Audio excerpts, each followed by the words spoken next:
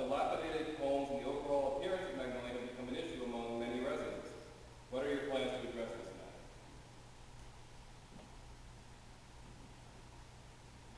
Dilapidated homes have always and will continue to be a health and a safety issue for our neighborhoods. The removal of dilapidated housing can be dealt with within a reasonable time frame, though.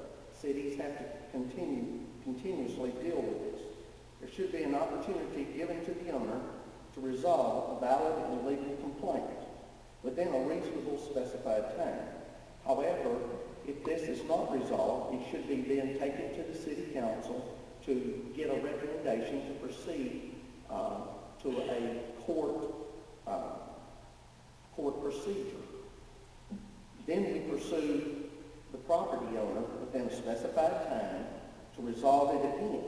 If this is not completed, then it is ultimately up to the city to remove the structure, place a lien on the property to recover its expenses after the property, if the property is ever sold.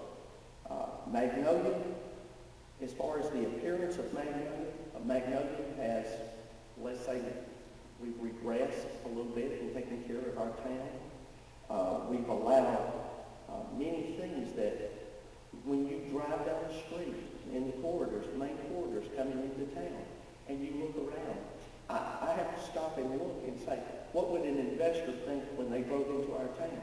When they look and see our shopping centers turned into used car lots, or we see businesses propping their own dilapidated equipment up outside. I think that we need a committee that is aggressive and will take the task and put into an ordinance, an effective ordinance that would allow us to at least remedy some of these situations. Thank you. Mr. Whitehall, 1 minute. Currently, the city of Magnolia has a plan to eliminate these properties. It's not very effective because it requires the property owner to participate financially. It's a very low cost, but there's no city revenue in the budget designed for this.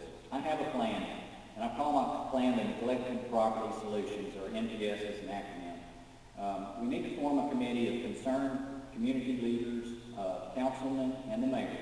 We need to identify a map and find the property owner's determination. We need to come up with funding sources. We need the NPS committee to solicit private contributions, do fundraisers, look into community revitalization grants, and I've offered to donate 1/2 of my first 3 months' salary as mayor to go into jumpstart the funding program.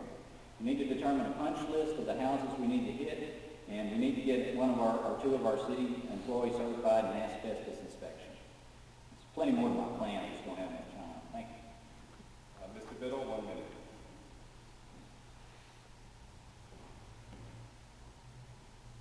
First thing we need to do is identify some of these problems that happen in the property. Second thing we need to do is create a City Beautiful campaign that allows volunteers, members of the community to get involved to rebuild Magnolia. Third thing we need to do is create a land bank of these distressed properties. And then we need to decide which properties should be left to go back to nature, which properties that we could use to create community gardens and donate the food to seniors in need. Some properties we can leave that to the private sector. And then some properties we can work with the nonprofit sector like Habitat for Humanity, community builders, and work with Hope 6 program that's offered through HUD to build communities like townhouses and single unit structures to bring in mixed income residents into the area and also bring in better housing.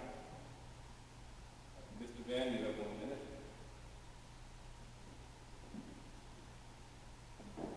The city didn't create this problem, the property owners did, but we're going to help clean this mess up. The city's not going to spend any money, the property owners will pay.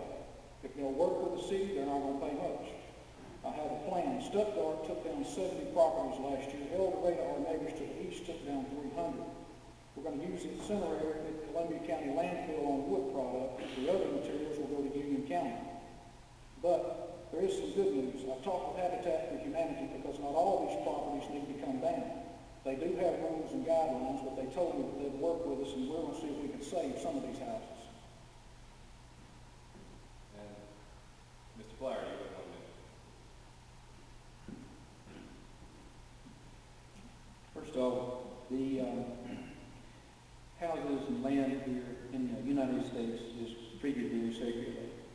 So I really think that we be very cautious when we start to do away with these dilapidated houses. I have checked with an attorney, and the attorney told me that it would cost probably about $600 to get the legal paperwork ready for this house. Naturally, we'll have to contend with the asbestos. It'll have to be taken off by hand, and it'll have to be transported to El Dorado to a designated landfill. Now, with that, we can burn one house per block, per year. And what I would like to do is start a test case with one house to see what we're going to face, because we could get sued as a city, and I don't want that to happen. Thank you.